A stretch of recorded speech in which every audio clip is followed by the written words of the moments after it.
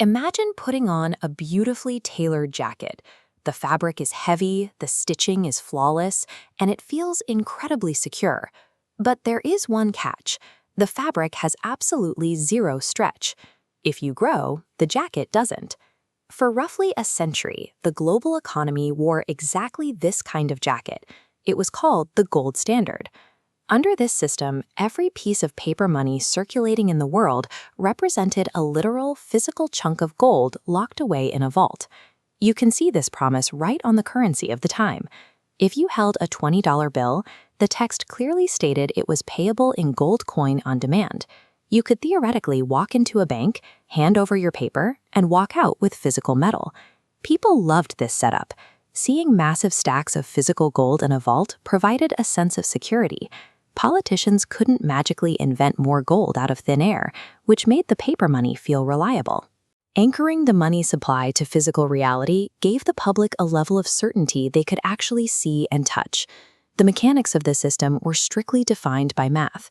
In the United States, the law declared that $20.67 was equal to exactly 1 ounce of gold.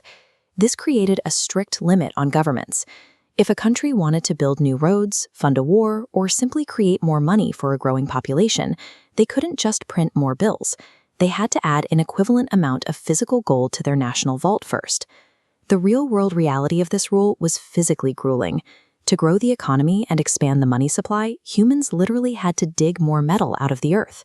This physical limitation acted as a safeguard against reckless government spending. But it also meant that the speed of human progress was entirely bound to the slow, unpredictable speed of mining. After World War II, the world entered a period of explosive economic growth. Global industries, new businesses, and growing populations were producing and consuming at a rapid pace. This chart reveals a fatal math problem. The global economy grew 3 to 5% annually, outpacing gold supply creeping up 1 to 2%. This mismatch causes severe deflation. Without enough money to match new value, credit dries up and everyday trade freezes. Think back to that beautifully tailored jacket.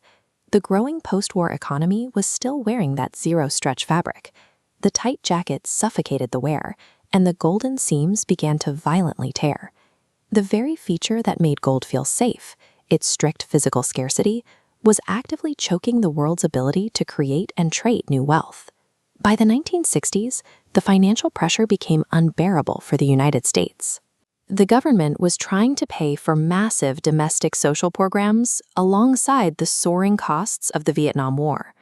To pay for these commitments, the U.S. began printing vast amounts of dollars.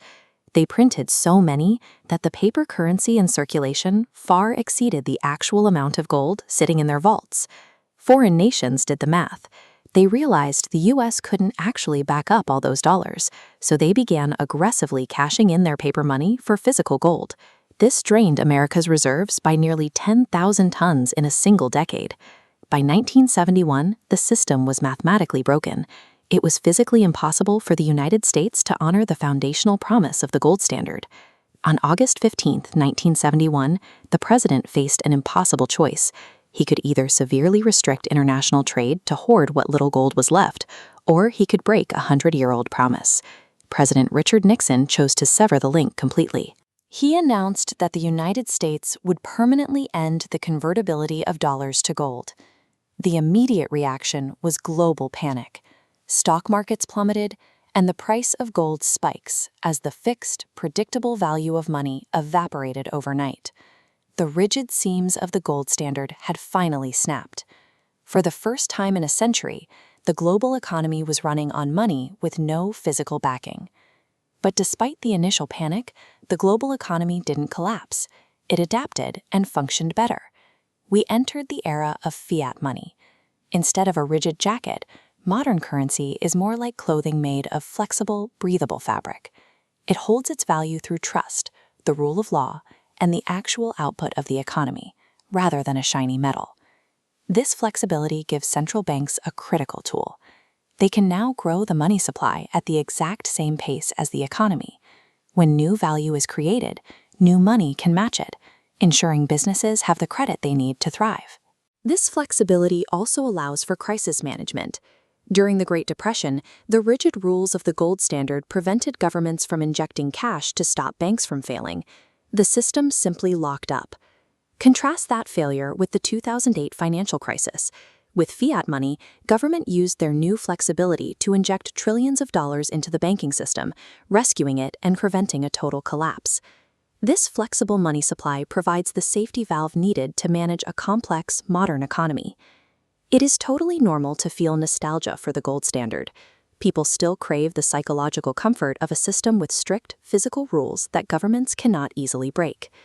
Returning to gold today would require destroying over 90% of the dollars currently in circulation to match the physical gold we actually have. That contraction would instantly trigger an economic depression. Modern economies require room to expand and contract. By taking off that golden jacket in 1971, we gave the global economy the space it needed to function.